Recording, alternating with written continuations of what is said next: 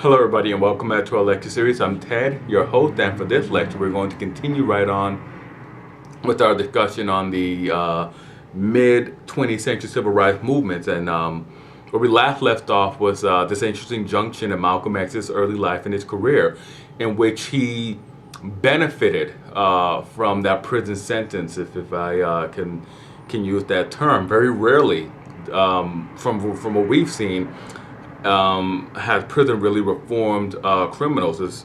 There's a very high recidivism rate within the republic, with prison just being a sort of churning out factory, a sort of like holding pen for people before they commit some other offense and they go back, due to a variety of social ills and social conditions. But for Malcolm X, it was a very transformative, very reformatory phase in his life. As I stated toward the end of our last lecture, Malcolm, before his prison sentence, was not the fiery speaker. He was not the community activist. He was not the political activist. He was not the civil rights activist.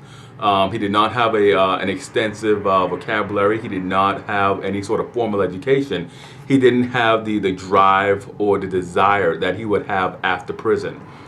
In prison, he would develop that extensive vocabulary that we all know and love him for today. The distinctive and fiery speaking style he would develop in prison. The debating skills he would develop in prison. The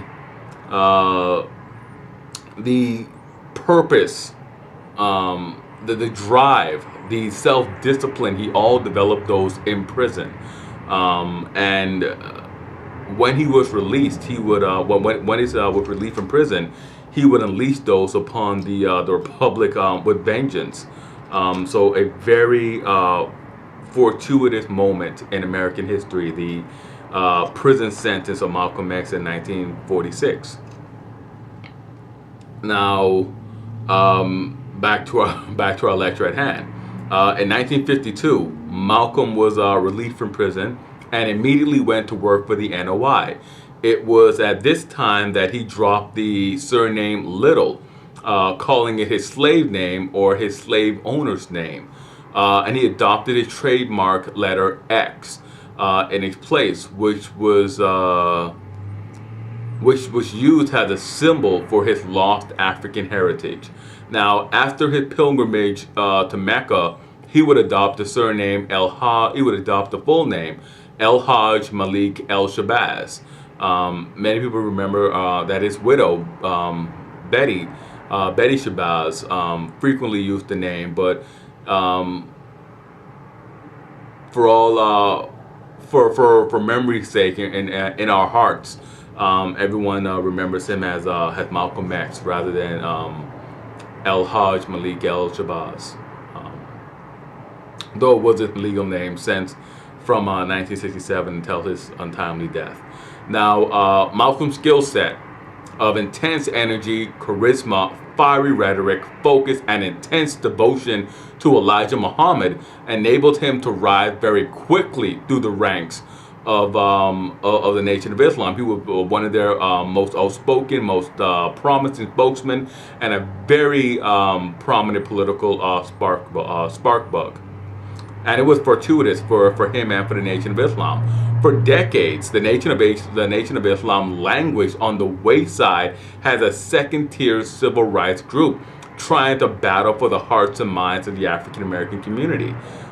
With Malcolm speaking around the country and serving as one of their official mouthpieces, one of their official spokesmen, they denounced integrationist policies in front of the mass media, with Malcolm proclaiming it's not integration what Negroes want, it's human dignity.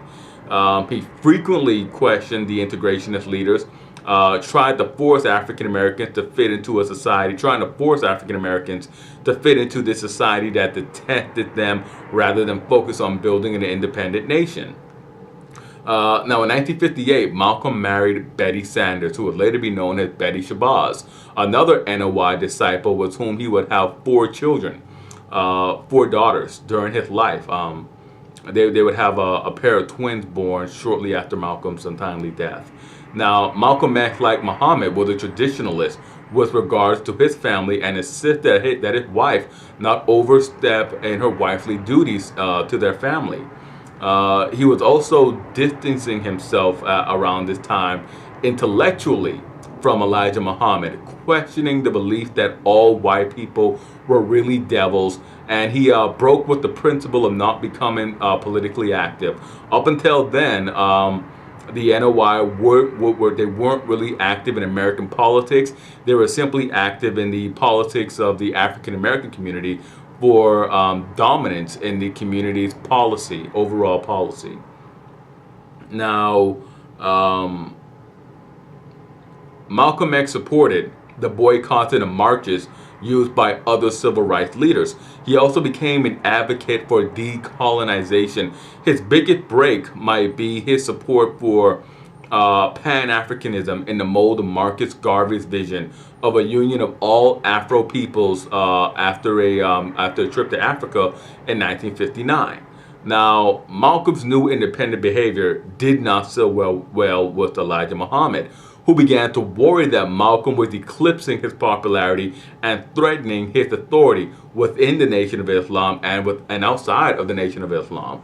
Malcolm began to seek ways to reassert, Muhammad, I should say, began to seek ways to reassert himself, and he found one. In the aftermath of the assassination of President Kennedy in November of 1963, Malcolm X told reporters that it was an instance of the chickens coming home to roost, in reference to President Kennedy's assassination, and it was a striking remark, attacking Kennedy's unwillingness to quell racist violence in the Southeast, which created a perfect storm of accepted disregard, segregationist disregard for American law and order and social leaders and American and segregationist political backers, those who held political office and who backed the actions of the more brazen segregationists.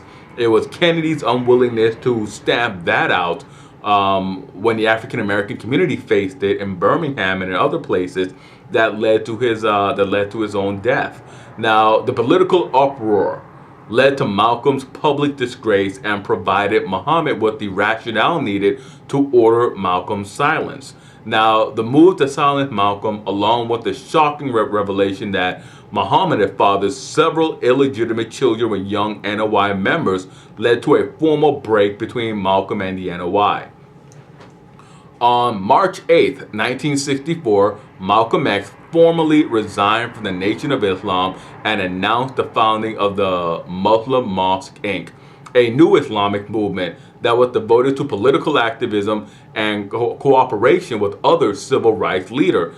He also made his pilgrimage to Mecca at the time and toured some of the newly independent African nations. He toured more of those nations.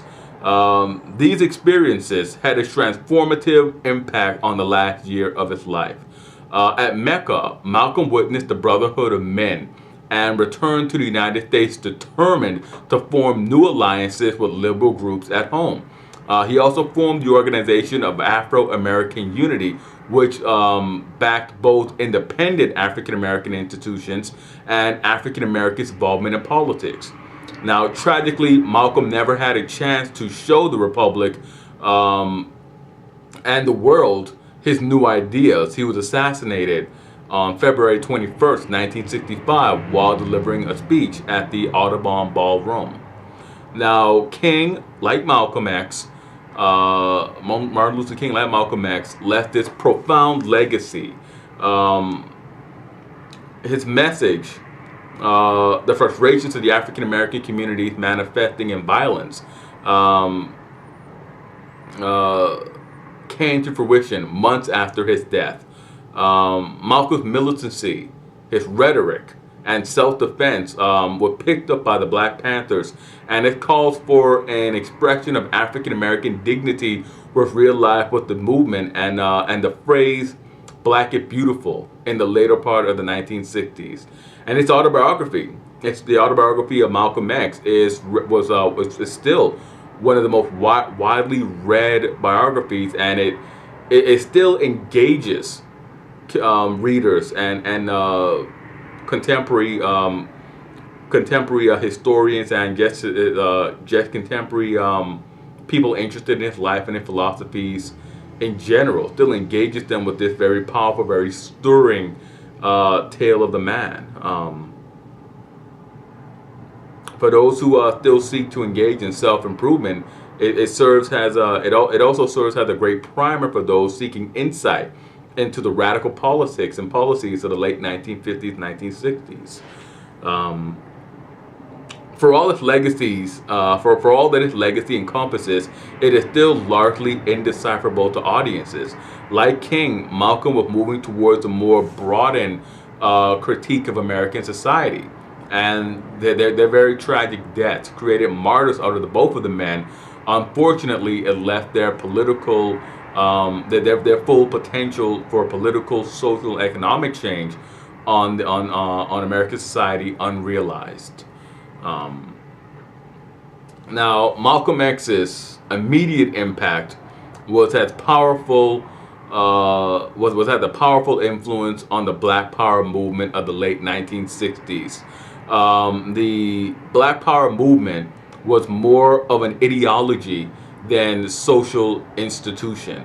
With the passage of the Civil Rights Act of 1964 and the Voting Rights Act of 1965, segregation rules that had been legally enforced, that had been used to legally enforce discrimination, have been virtually done away with. And this was really thanks to the actions of CORE, SNCC, the SCLC, and the NAACP. Yet, despite these successes, a de facto discrimination still remained very much a part of the American way of life. This discrepancy frustrated many activists within the civil rights movement, particularly the younger members of groups like CORE and SNCC, who took a page from Malcolm's book and began to push for independent political action to achieve further progress. And that brings us to one of my favorite leaders of the civil rights movement, Stokely Carmichael, or Kwame Ture. In 1966, while still known as Stokely Carmichael, and let me get backtrack on him as well. Stokely Carmichael was a Afro-Trinidadian who was raised in New York City and educated at Howard University. And he led the radical coalition within SNCC. He led them to power before ousting all white members from the organization. That June, SNCC joined a broad-based civil rights march to protest the shooting of James Meredith, the first African-American student at the University of Mississippi. At the march,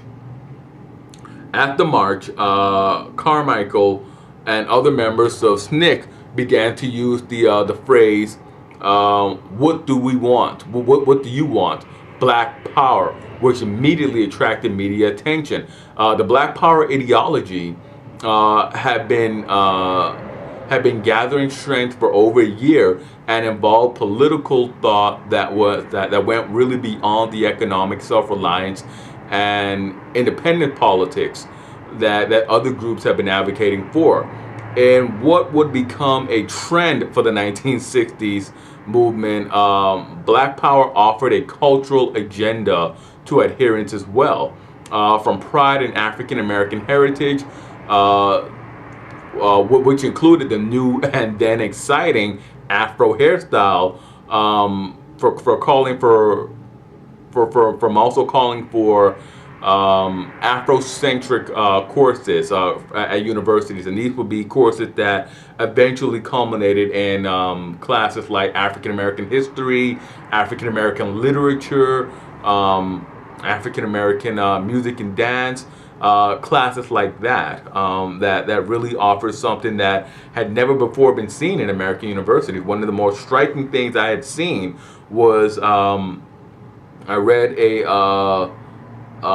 years ago when I was really younger. I read a course guide and course description from an HBCU that I wanted to attend, and I was expecting, for when they say American history, for it to be, untold slave stories, more really Afrocentric, but it was pretty generic. It was basically the same education I The same thing that were taught at the schools that I went to, at the colleges and universities that I went to. And I was really disheartened by that. And this was just a radical thought then, that you would have courses, that did not teach the standard version of American history, but that would teach African American history, that would teach African American achievement. It was Carter Woodson's dream writ large, and so it was a radical thought. These Afrocentric courses, and they also this new Black Power movement also brought dashikis, which are colorful West African garments, into fashion in the United States, a fashionable trend that still remains. We'll break here, and we'll come back and we'll continue with our lecture, with our discussion on the mid-20th century civil rights movement. And as always, I am Ted. Hit like, subscribe, and comment. Let me know what you thought about this lecture, and I will see you guys next time.